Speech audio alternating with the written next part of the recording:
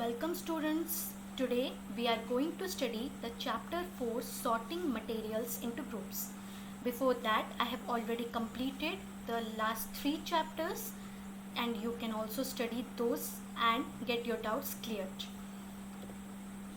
Before that I would like to inform you that eTuition is providing education for better tomorrow in both English and Odia medium. You can grab the education and the benefits in this channel by subscribing to it, or you can download the app from the Play Store also. So, what are the important topics that we are going to discuss? Objects around us, then the grouping of the material, and then the properties of the material.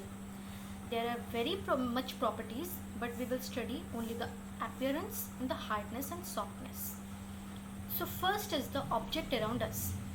So the place where you are sitting, just enlist what are the objects you are surrounded by. There might be various kind of objects like desk, chair, books, notebooks, pencil case, backpack, scissors, compass, clips, pencils, pencil sharpener, then rubber, highlighter, then ballpoint pen, calculator, stapler. So इसको छोड़कर भी और बहुत सारे objects ही होंगे. So these are I have given some examples only. So ऐसे बहुत सारे ऑब्जेक्ट्स रह रहे हैं that in surrounding us in the place we are sitting right now. So an object is made of a single material or it could be made of many material. Suppose pencil एक object है, तो ये किससे बनता है? Plastic से भी बन सकता है, मेटल से भी बन सकता है. चेयर वुड से भी बन सकता है, स्टील से भी बन सकता है, आयरन से भी बन सकता है. Bed would, steel, iron, knife, steel. So object is anything which is made of any material. Also अगर हम एक टम्बलर पकड़ लें तो वो ग्लास का भी हो सकता है, मेटल का भी हो सकता है. देन अगर हम मतलब क्या डोर पकड़ लें that is wood. Then also plastic भी हो सकता है. सो ऐसे ही बहुत सारे ऑब्जेक्ट्स हैं जो एक सिंगल मटेरियल से बन सकते हैं या फिर सिंगल से ज़्यादा बहुत सारे मटेरियल से भी बन सकते हैं. सो जितने सारे आपके सामने ऑब्जेक्ट्स हैं वो सब किस किस मटेरियल से बने हैं वो सभी आप इनलिस्ट करके बता सकते हो. You can also share your views on that. So अब इन सब जो मटेरियल है इन लोगों को ग्रुपिंग करना ज़रूरी है. क्यों? ना व्हाट इज़ फर्स्ट ग्रुपिंग क्या है? The grouping of objects together with similar properties is called sorting of the materials. Sort करना मतलब जो जिसका similar property. Suppose your study, उसके लिए मतलब study purpose के लिए आपको चाहिए pen और pencil, then rubber, then sharpener, then also your books, copies. तो उन लोगों के अंदर सिमिलर प्रॉपर्टीज़ क्या रह रहा है कि आपके स्टडी के मटेरियल से, तो आप उसको ग्रुपिंग करके अपने स्टडी टेबल या फिर अपना एक कॉर्नर जहाँ पर आप पढ़ते हो वहीं पर रखोगे. सो ऐसे ही जो सिमिलर प्रॉपर्टीज, सपोज किचन में जो स्पाइसेस के कैटेगरी पे होंगे उनका सिमिलर प्रॉपर्टीज़, तो स्पाइसेस जहाँ रखें सभी स्पाइसेस वहीं रखे होंगे. अगर कोई स्वीट डिश के लिए चाहिए तो जितना स्वीट डिश के लिए है वो वहीं पर सॉर्टिंग करके रखे होंगे.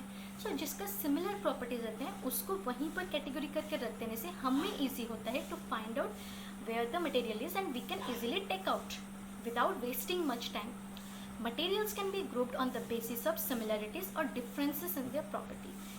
So most probably similar properties से ही किया जाता है.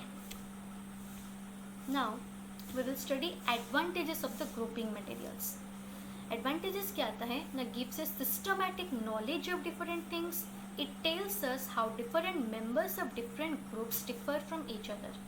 मतलब सिस्टमेटिक एक नॉलेज दे देगा कि ये थिंग्स मतलब उसका क्या क्या मतलब उसका डिस्क्रिप्शन है, क्या क्या उसके अबाउट के बारे में हम क्या क्या सभी, तो ये सभी है और हमें इजीली फाइंड करने के लिए भी हेल्प कर देगा.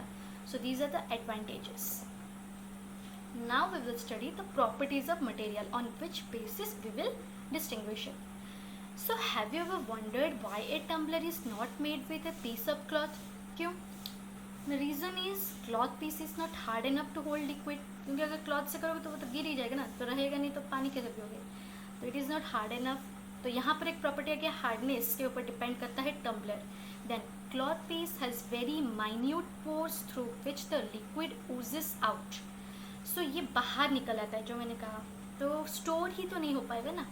तो इसीलिए क्लॉथ को यूज़ नहीं किया सकता, वो नॉर्मली मतलब जो ग्लास टम्बलर ऐसे ही रहता है, ठीक है। So this are the properties. तो यहाँ पर मैंने एक शॉर्ट मतलब क्या डे टू डे लाइफ का ही एक्सपीरियंस दिया था।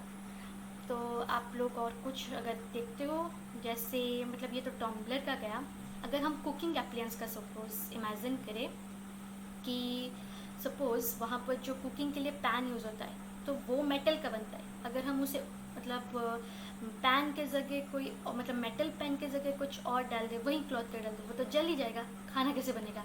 तो सर्टेन प्रॉपर्टीज़ के ऊपर ही डिपेंड करते हैं जिसको हम यूज़ करके हमारे डे टू डे लाइफ में चलाते हैं। We choose a material to make an object depending on its properties and the purpose for which the object is to be used। मतलब उसका प्रॉपर्टीज़ को अच्छे से स्टडी करना है ताकि हम उसको यूज़ कर सकें। So we choose properties so that purpose for which the studies can be used is fulfil हो सके हमारा पर्पस, ठीक है।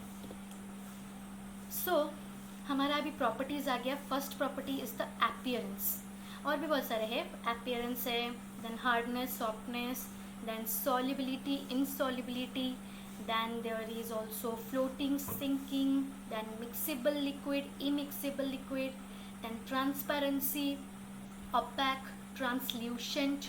तो ये सारे रह गए।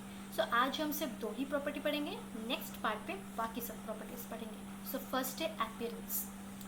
सो अपीयरेंस के अंदर 2 कैटेगरीज के आते हैं, lustrous and non lustrous. Lustrous material having a shine, चमक रहा होगा लाइट में, easily you will see a shine, and non lustrous no shine, they are having a dull appearance. So based on that lustrous में आ जाते हैं क्या, the mirror, it will shine, it will reflect, and non lustrous dull appearance, wood. तो कुछ metals भी आते हैं लस्चरस में, लेकिन वो मॉइस्चर के कंटैक्ट में, मॉइस्चर क्या है ना, जो एयर में प्रेजेंट है वाटर वेपर, तो उसके जो कंटैक्ट में आकर उनका शाइन थोड़ा रिड्यूस होता है। उसको अगर हम अच्छे से मैंने रब कर दे, साफ कर दे, वो फिर से लस्चरस हो जाएंगे। So lustrous and non lustrous is nothing but lustrous is having shine and non-lustrous they are having a dull appearance, and in any lustrous object is losing its shine, then we can just simply make it rubbed it and it will again weaken its lustrous। so this was all about the appearance, मतलब दिख कैसे रहा है, कोई shine कर रहा है, कोई शाइन नहीं कर रहा। वैसे जैसे स्पून ले सकते हो, स्पून शाइन करते हैं, so that is lustrous steel spoon. Next hardness and softness.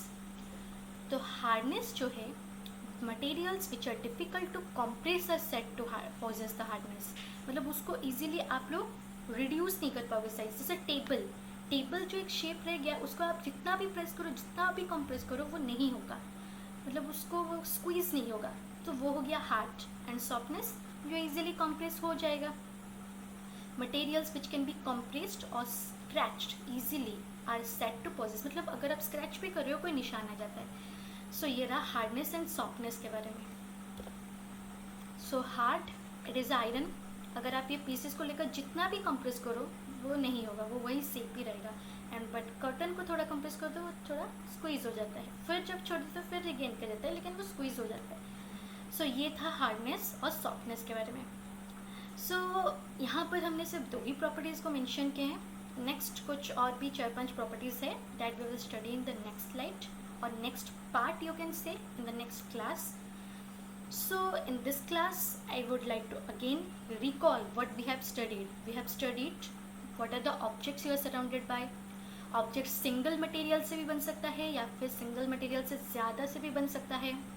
Then grouping करना क्यों ज़रूरी है, ग्रुपिंग होता क्या है, किया कैसे जाता है ना, सिमिलर प्रॉपर्टीज़ हम स्टडी कर लेते हैं, वहीं से करते हैं। एंड करने से we can easily find, we can easily order them in a systematic manner. और नेक्स्ट हमने प्रॉपर्टीज़ कुछ पढ़े हैं, that is appearance and then the hardness and softness. So in the next part we will study about the floating and sinking property, then the solubility property and insolubility, and the transparency, translucent and opaque। so this was all about today's class. Thank you.